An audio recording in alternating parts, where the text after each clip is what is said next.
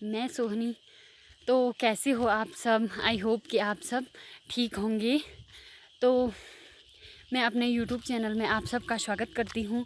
और जो लोग मेरी वीडियो देखते हैं तो उनको पता होगा कि मैंने अपने चैनल का नाम बदल करके मेरी कविताओं का संग्रह हटा करके मेरा संघर्ष और मेरी कविताएं रख दिया है। आप लोगों को इसका रीज़न भी पता चल जाएगा कि मैंने ऐसा क्यों रखा है। तो आज मैं अपनी पोएम नहीं सुनाऊंगी, आज मैं अपनी पोएम से रिलेटेड कुछ बातें बताऊंगी इस वीडियो में। तो आई होप कि आपको मेरा वीडियो पसंद आएगा। आज के टाइम में कविताएं लिखना इतना डिफ़िकल्ट काम नहीं है। कोई भी कविताएं लिखता रहता है, इसमें कोई बड़ी बात नहीं है। लेकिन जो हम संघर्ष करते हैं अपनी लाइफ में, जो कुछ हुआ है मेरी लाइफ में मेरी कविताओं के साथ और मेरे साथ, मैं उसकी बातें बताऊंगी। तो जो मैंने फ़र्स्ट टाइम पोएम लिखी थी, मैं उस टाइम करीब 7th में या 8th में रही होंगी। तो जो सपनों की उड़ान बाल मेला होता था उस टाइम पे, तो अब मुझे नहीं पता कि होता है कि नहीं होता है, बट उस टाइम पे होता था। और उस टाइम पे फर्स्ट बार शायद वो हुआ था, तो जिसमें पोएम लिखने के लिए भी एक ऑप्शन था।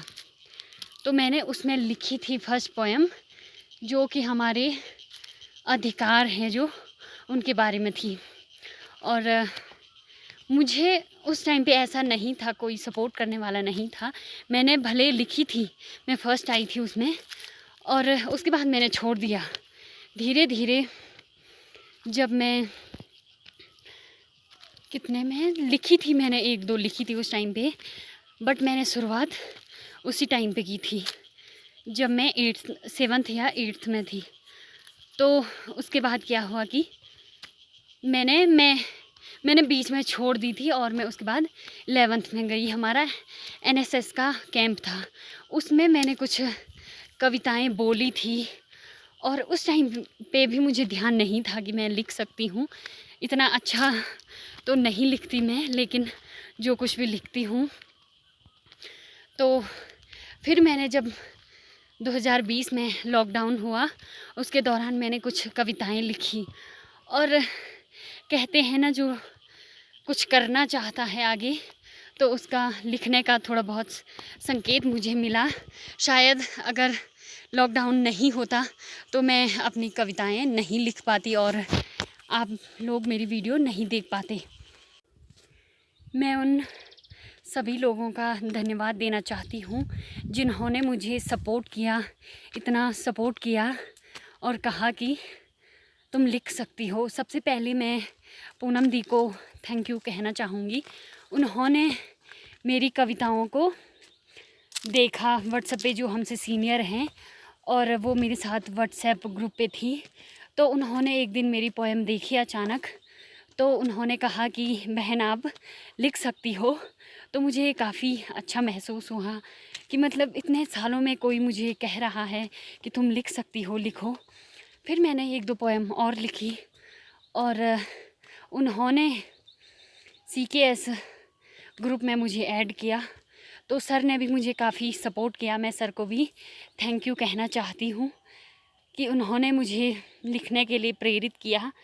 और सबसे बड़ी बात, जो कवि सतपाल हैं, मैं सोचती हूँ कहीं टाइम से कि मैंने उनकी फ़र्स्ट बुक देखी थी, उम्मीद की किरण, जब मैं 10th में थी। मुझे क्या पता था कि ऐसा हो जाएगा कि सर की प्रेरणा से मैं लिखूँगी।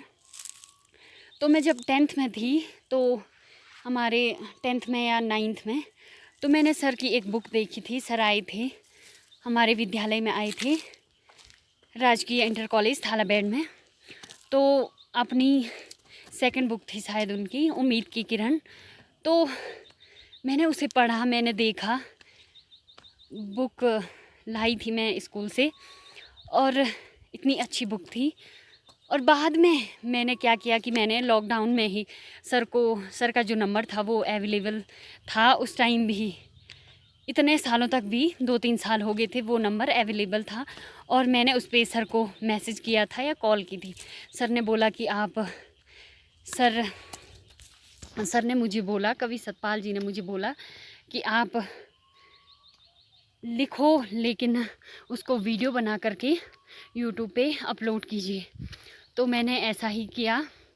तो मुझे आशा है कि आप लोग भी मुझे सपोर्ट करेंगे, और मैं उन लोगों को दिल से धन्यवाद देना चाहती हूँ जिन्होंने मेरा इतना सपोर्ट किया, और आगे भी मैं मेहनत करती रहूँगी। आशा है आप लोग मेरा साथ देंगे। मैंने कभी सोचा नहीं था कि मेरी मुलाकात ऐसे ऐसे महान व्यक्तित्वों से होगी कि जो मेरा सपोर्ट करेंगे, और वो भी ऐसे। और सबसे बड़ी बात वो भी इस लॉकडाउन में, 2020 में लॉकडाउन के दौरान। तो जो व्यक्ति संघर्ष करते हैं उनको सफलता ज़रूर मिलती है। तो मुझे भी अब उम्मीदें दिखाई देती हैं कि मतलब आशा है कि होगा, सब कुछ हो जाएगा, और मैं बहुत ही प्रसन्न होंगी। सबसे बड़ी बात, जो लोग मेरा वीडियो देखते हैं तो वो मेरी गलतियाँ मुझे बताएं और मैं उनमें इम्प्रूवमेंट ला सकूं। भले ही मैं आज तक एक भी कवि सम्मेलन अटेंड नहीं कर पाई, तो लॉकडाउन के चलते ही मैंने कविताएं लिखी ज़्यादा से ज़्यादा। तो आगे भविष्य में मैं चाहती हूँ कि मैं कवि सम्मेलन अटेंड करूँ और लोगों को देखूँ। हम ज़्यादा लोगों से सीखते हैं, अच्छे व्यक्तियों से सीखते हैं। हम किताबों से पढ़ कर के ज्ञान को पा सकते हैं, लेकिन उन व्यक्तियों से ज़्यादा ज्ञान हम पा सकते हैं जो हमारे आसपास हैं, जो कि दूसरों से हम ज्ञान अर्जित कर सकते हैं।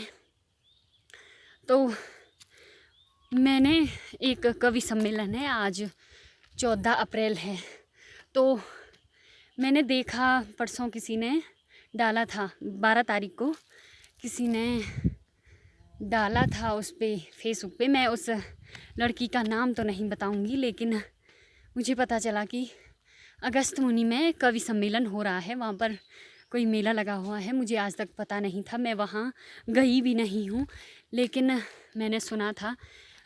मैंने उससे पूछा कि भले वो लड़की एक कवियत्री है, लेकिन वो ज्ञान किस बात का। मुझे बहुत अफसोस हुआ। मुझे लगा कि मैंने उससे पूछा कि कब है कवि सम्मेलन, उसके बारे में मैं पूछना चाहती थी।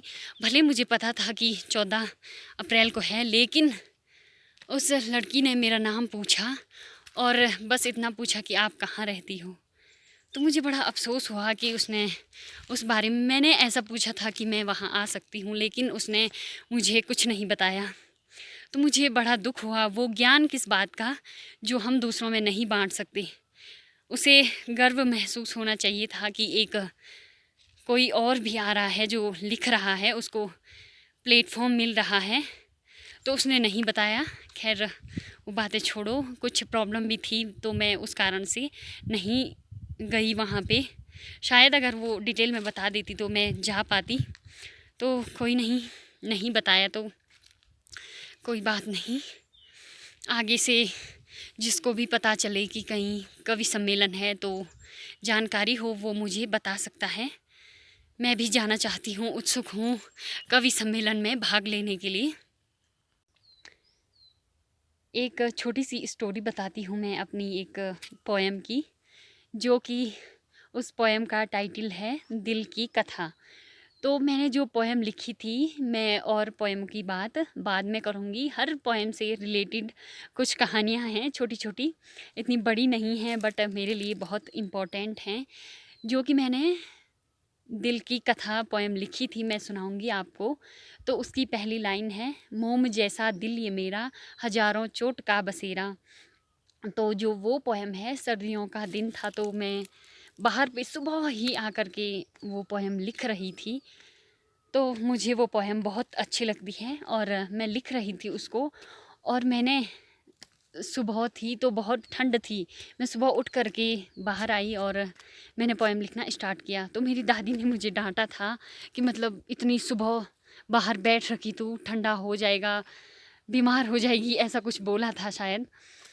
लेकिन उस टाइम पे मैंने बहुत डांट खाई थी उस दिन, मुझे याद है, आज भी याद है। मैंने बहुत डांट खाई थी अपनी दादी से उस पोएम के लिए, बट मैंने उसे किसी को बताया नहीं। मैं 11th में थी, मैंने तब लिखी थी वो पोएम। तो छोटी छोटी ऐसी ही कहानियाँ हैं हर पोएम से रिलेटेड। तो मुझे याद आती है जब भी वो पोएम मैं देखती हूँ, उसको पढ़ती हूँ या सुनाती हूँ, तो मुझे अपनी दादी की डांट याद आ जाती है। शायद मैं पहले और आज से ज़्यादा कविताएं पहले लिख चुकी होती जब मैं छोटी थी, लेकिन उस टाइम पे किसी ने मुझे सपोर्ट नहीं किया और ना ही कुछ बोला। किसी को कोई मतलब होता ही नहीं था तो कैसे बोलते। मैंने कभी नहीं बोला था कि मैं लिखती हूँ, घर में हो, बाहर तो मैंने 1-2 बार बोली हैं अपनी पोएम। जब मैं 11th में थी मैंने बोला था एनएसएस में। तो खैर जो हुआ सो हुआ, जो भी होता है अच्छे के लिए ही होता है। तो मैं अब लिख भी रही हूँ, तो मुझे इस बात की खुशी है। और मैं वीडियो बना रही हूँ तो सिर्फ उनकी वजह से, जो जिन लोगों ने मुझे आगे बढ़ने का मौका दिया और मुझे प्रेरित किया कविताएं लिखने के लिए। तो भले ही देर सही, पर मुझे बहुत खुशी है कि मैं कुछ कर पाऊँ अपनी लाइफ में। तो मैं आप सबका धन्यवाद करना चाहूँगी और इसके साथ मैं अपनी वीडियो को समाप्त करती हूँ। Thank you.